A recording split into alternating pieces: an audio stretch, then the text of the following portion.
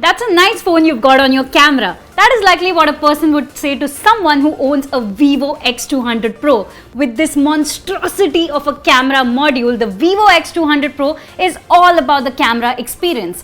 But how is this phone as a whole, and does it provide you a holistic flagship experience? Plus, how are the cameras compared to its predecessor, the Vivo X100 Pro? Let's find out all of that and more in our detailed review.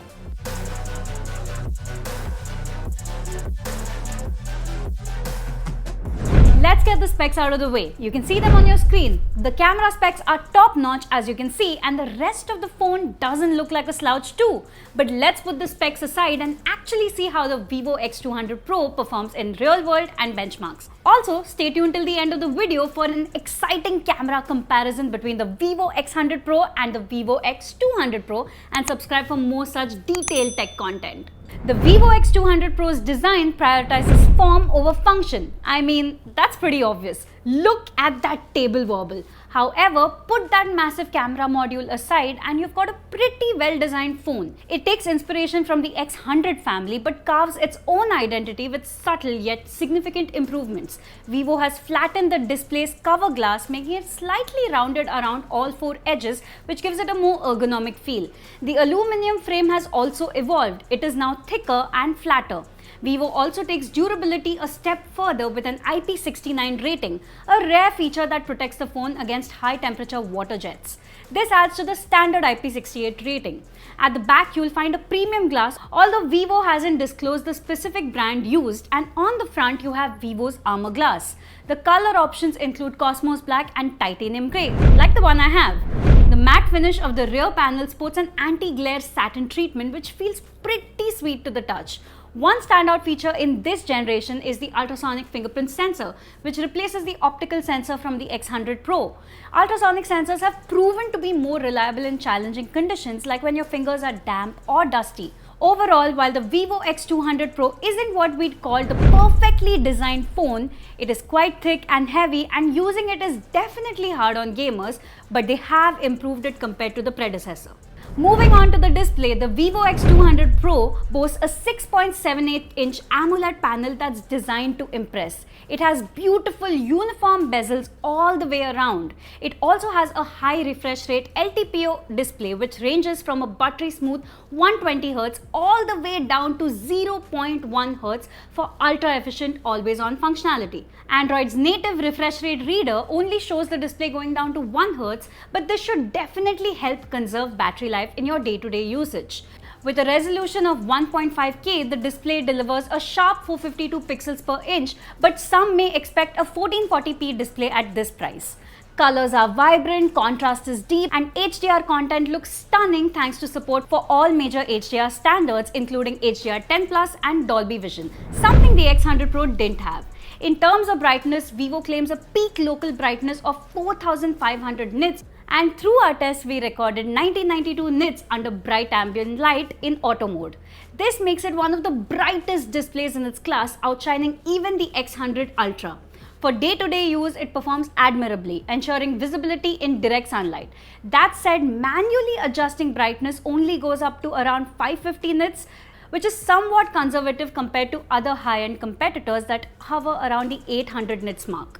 However, the adaptive brightness mode compensates well for most scenarios. The X200 Pro also embraces cutting-edge features like Android Ultra HDR for enhanced photo viewing, which works very well in apps like Google Photos and Chrome. Simply put, Vivo has crafted one of the best displays in the flagship segment with the X200 Pro, blending advanced technology with real-world usability. Equipped with the latest MediaTek Dimensity 9400 SoC, the Vivo X200 Pro shows it isn't just a one-trick pony, and it can be quite a powerful device too. It comes in the sole 16 plus 512GB configuration with LPDDR5X RAM and UFS 4.0 storage. In synthetic benchmark, it beats out the Oppo Find X8 Pro in nearly every single one, even though they have the same processor. So it is tuned to unleash more power compared to the Find X8 Pro, but the iQOO 13 decimates it in benchmarks, which makes sense given that the iQOO 13 is more of a gaming-oriented phone. However, when it comes to throttling, the X200 Pro does throttle more than the Oppo Find X8 Pro, so sustained performance is better on the Find X8 Pro and even the iQOO 13. Another place where the Vivo X200 Pro falls far behind the iQOO 13 is storage read and write speeds. You only get half the speed on this phone, so the iQOO 13 will provide a better experience when it comes to data transfer, app opening and more. As for daily use, the phone is buttery smooth when playing games like Call of Duty Mobile. You can even play at 120 FPS using Vivo's performance mode, but the phone does heat up a bit after about 30 to 45 minutes of gameplay. In more heavy-duty games like Genshin Impact, the phone gets hot in about 30 minutes, and I did notice some occasional stutters, but it's quite rare. So if you're looking for a power beast and that is your number one priority, the iQOO 13 would be a better bet. But for someone who wants great cameras and who's also a casual gamer, the Vivo X200 Pro gives you little to complain about. As for software, you get FunTouch OS 15, which is Vivo's skin on top of Android 15. The interface is smooth. FunTouch doesn't look as dated as it used to, and the animations are great. However, the bloatware apps kind of detract from the overall experience. Now, Vivo is providing 4 years of software updates and 5 years of security updates, which is a bit on the lower end compared to standard Samsung and Pixel flagships out there. As for AI, you do get some features like AI Eraser, but the results are not consistent. Still, it scored really well in AI benchmarks such as AI22 and UL Procyon, so the phone scored 83 out of 100 in our Digit AIQ test. Okay, just one more section before the camera comparison, so stick around. The Vivo X200 Pro comes with a large 6000 mAh silicon carbon battery. It supports 90 watt wired charging as well as 30 watt wireless charging. The battery life is actually one of the best we've tested on recent flagship phones. The phone lasted a whopping 19 hours and 53 minutes in the PCMark battery test, where the phone goes from 100 to 20% while running various productivity-based tasks of the PCMark benchmark. This result beats the iQOO 13, Realme GT 7 Pro and the Oppo Find X8 Pro, which is extremely impressive. In my daily usage, I got about 9 to 10 hours of screen on time easily with medium to heavy usage. So the battery life is the least of your concern on this phone. It just works. As for charging, the phone charged from 0 to full in a solid 45 minutes using the provided 90 watt charger, which is quite good. Now for what you've all been waiting for, the camera review. We even compared the X200 Pro with last year's X100 Pro for reference. For context, the X200 Pro has a smaller sensor size than the 1-inch sensor that was present on the X100 Pro, but the telephoto camera sensor is much larger now with a higher 200 megapixel resolution. The ultrawide and selfie cameras remain the exact same on both models. So let's see if the Zeiss collaboration has paid off this year. Now in an indoor setting, the Vivo X200 Pro actually clicks brighter and sharper close-ups despite the smaller sensor size. However, the indoor telephoto samples of the X100 Pro were more detailed. Normal indoor shots do look brighter and somewhat crisper on the X100 Pro thanks to the larger sensor, but it's not a huge difference. Both photos look great. Ultra-wide shots are better indoors on the X200 Pro though, thanks to the better ISP and the new V3 Plus imaging chip. Now for portraits from the primary camera, I do prefer the X200 Pro, both indoors and outdoors. It has better edge detection and more natural skin tones. 35mm and 50mm portraits also look slightly better on the X200 Pro. The X100 Pro is a bit too cool toned, which looks slightly unnatural.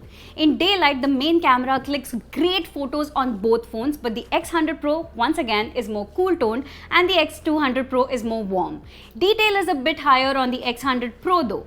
Ultra-wide photos in daylight look a bit more natural on the X200 Pro, but the details in the corners are better on the X100 Pro. As for telephoto shot, I like the output of the X200 Pro. It has much better dynamic range. Even 10x shots look better on the X200 Pro. Close-up shots from the primary and telephoto cameras in an outdoor setting look more natural on the X200 Pro once again. They're also more detailed. Macro once again is far better on the X200 Pro with better colors and more definition. And lastly, selfies look great on both phones. There's a good amount of detail and natural colors in both phones, but the X200 Pro is slightly more true to life. In low light, I feel like the detail retention is slightly better on the X100 Pro, which obviously could be because of the larger sensor size. But then again, the difference is minuscule. Plus, once again, colors look better on the X200 Pro. It seems to be quite a pattern now. Low light portraits are good on both, but I feel like the X200 Pro has tad more detail in its 1x shots. 50mm shots are slightly more natural on the X200 Pro as well. Selfies look more aesthetic on the X200 Pro in low light too. So for zoom shots, telephoto portraits and selfies, the X200 Pro is better. But in low light and with the primary camera in general, the X100 Pro does have a slight edge. As for video, both phones support 8K at 30 FPS. You tell us which one you prefer. The X200 Pro also supports log video and 4K 120 FPS video, which the X100 Pro does not have. So it's more versatile. Here's a video recording of 4K at 60 FPS in low light on both phones. Here, I definitely think the X200 Pro has better detail retention and dynamic range. Now the phone has a lot of modes and filters. Some of these are Zeiss tuned. So if you want us to talk about them in more detail, comment camera review and we'll do that. The Vivo X200 Pro is a powerhouse designed to dazzle with its camera prowess while packing enough performance to hold its ground in the flagship arena. Its true strength lies in its camera system. The upgrades to the telephoto lens, improved ISP and video capabilities make it a strong contender for mobile photography enthusiasts. While the primary sensor takes a slight step back in size compared to the predecessor, the overall imaging experience on the whole feels more versatile and polished on the X200 Pro. Performance-wise, the phone is no slouch, but it doesn't outlast some gaming-focused alternatives like the iQOO 13. Casual gamers and regular users will find it smooth and reliable, though heavy gamers may notice occasional stutters and throttling.